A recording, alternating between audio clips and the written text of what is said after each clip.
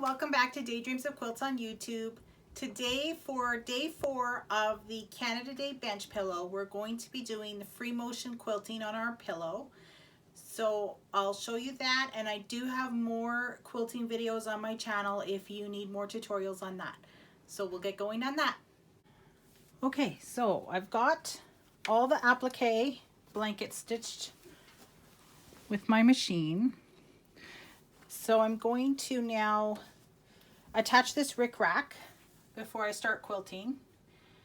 And I'm going to use this little glue pen to just sort of glue it down a little bit before I stitch it, just to hold it in place.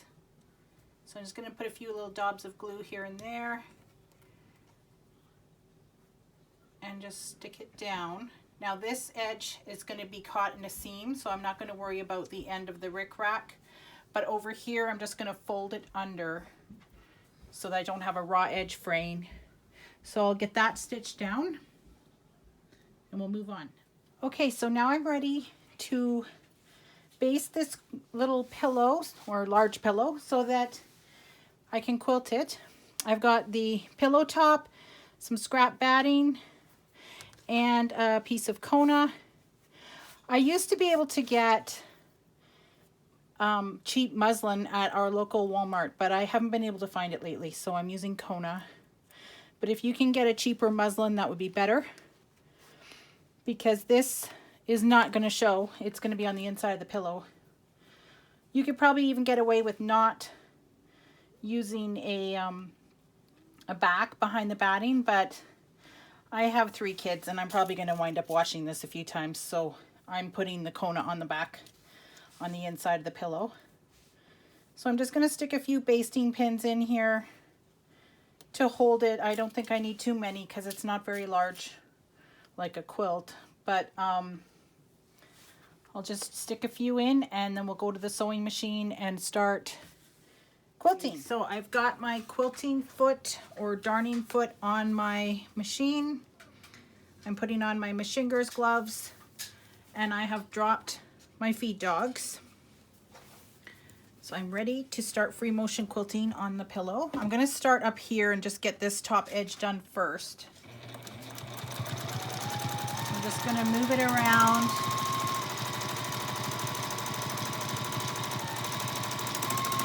Keeping even pressure on the presser foot.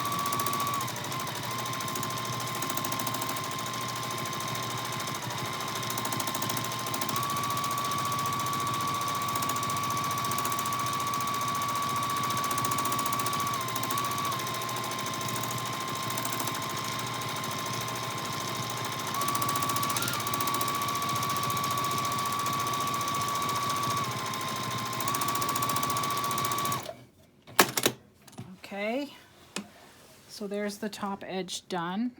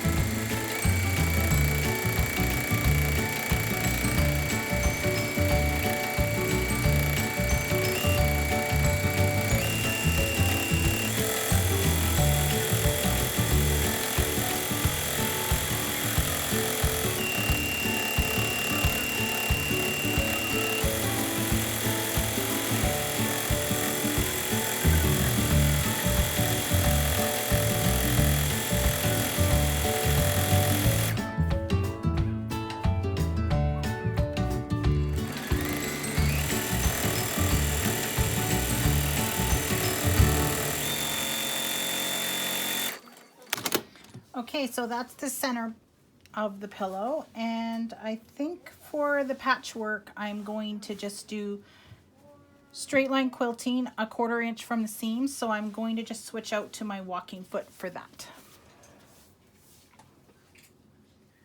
Okay, so I've got my walking foot on and my feet dogs are back up, and I just put the edge of my walking foot next to the seam and just go along the seam like that.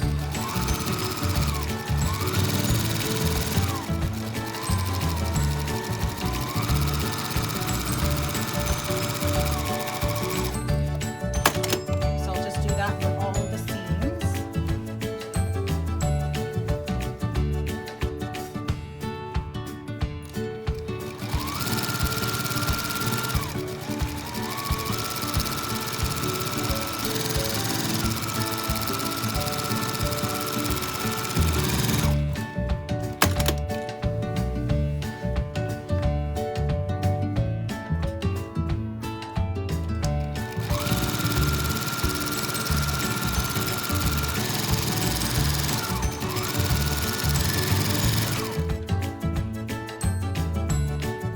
Come back and go do the crosswise seams, the horizontal seams. Okay, so now the pillow top is all quilted and we just need to trim off the excess batting and muslin. So I'm just gonna line up my ruler and I'm gonna square it up on this red strip here, just to square up the edges. And I have a little bit of overhang from my patchwork, so I'm going to trim that off as well here. Just a little bit of like 1/4 inch. So I'll square up again on this red strip right here and cut.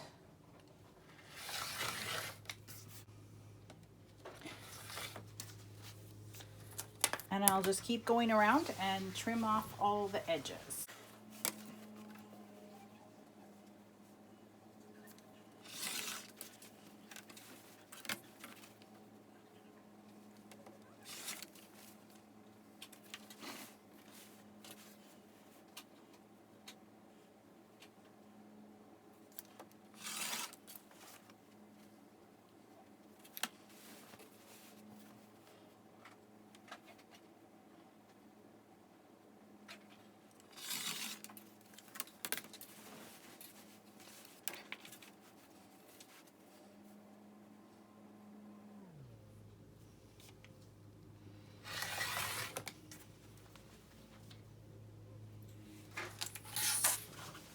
There it is, it's all trimmed and ready for our pinwheels. Okay, so for our pinwheels, we need to make little, like we've already cut our squares and we fused them in a previous video, we fused them together. We need to make little cuts from the corners so that we'll be able to fold our pinwheels in like this. So we're just gonna take our scissors and make little cuts right from the corner towards the middle, but not all the way to the middle. And then in the instructions it says to glue the corners down with hot glue, but I am going to just sew a little stitch to hold everything down. So I'm gonna fold a corner down and I'm gonna sew a little stitch. And this center part is going to be covered by a button soon anyway, so it doesn't have to look perfect.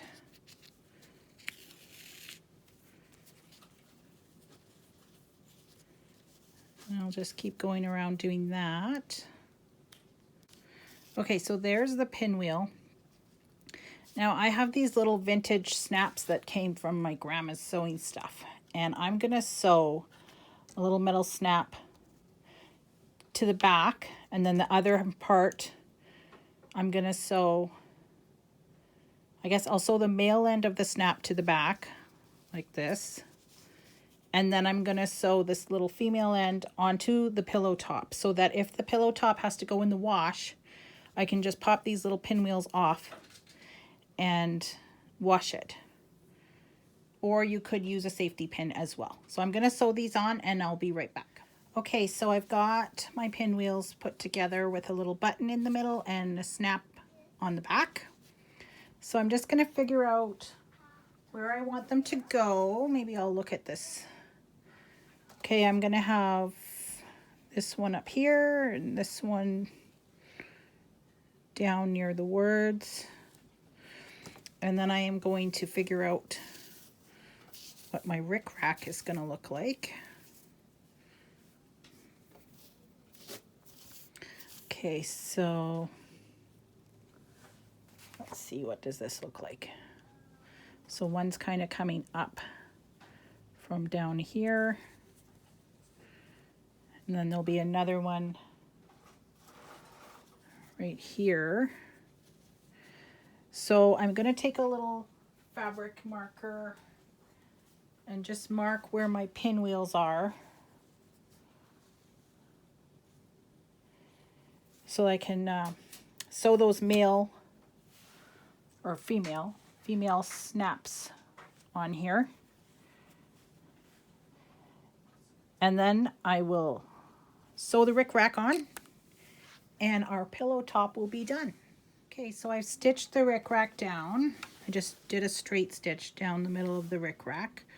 Now, in hindsight, I'm thinking I probably should have put the rickrack down first and then put this on because the metal snap was in the way of the presser foot. But it's okay because they're going to be covered with the pinwheels. So we won't even see that the rickrack doesn't come all the way up to the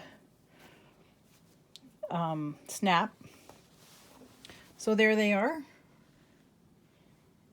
And I think that turned out really great.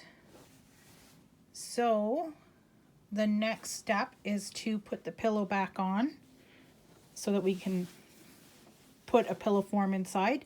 So the next video will be on making the pillow back, but I'm going to make a zipper back instead of an envelope back. So we'll see you in the next video. Thanks for watching. Thanks for sewing along with me today. Don't forget to click like, subscribe, and hit the notification bell for more videos from Daydreams of Quilts. Tomorrow we'll be working on putting our pillow back together so that we can have it ready to go for Canada Day.